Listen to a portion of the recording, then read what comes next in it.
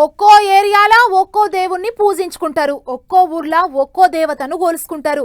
దేవుళ్ళను కొలవాలన్నా జాతరలు చేయాలన్నా మన తెలుగోళ్ళ తర్వాతనే ఎవ్వాలన్నా ఆగో అట్లనే తిరుపతి దగ్గర ఘనంగా నడిచింది గంగమ్మ జాతర. ఇక ఇయాల్టికి ఆఖరైందట. ఈ వారం పాటు గా గంగమ్మ జాతర ఏ తీరుగా నడిచింది, ఏంటిది కథ అనేటిదని తడుచుకొని వద్దాం పాండ్లి.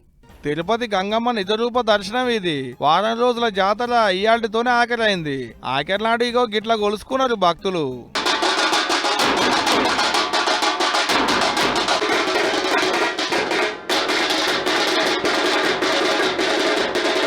ఏడాదికి ఒకటే పాలికి భాగ్యం మళ్ళా చూడలేమని బక్క గదిలొచ్చి తిరుపతి గంగమ్మ తల్లిని దర్శనం చేసుకునేందుకు. ఇక ఇటు చూడోలి భక్తుల నడుమిట్లకించి శివసత్తి వచ్చి గంగమ్మని ముట్టుకొని ఆరతిచ్చుడే ఆలస్యం. అమ్మవారి ఫలారం కోసం గీ తిరిగబడ్డారు భక్తులు.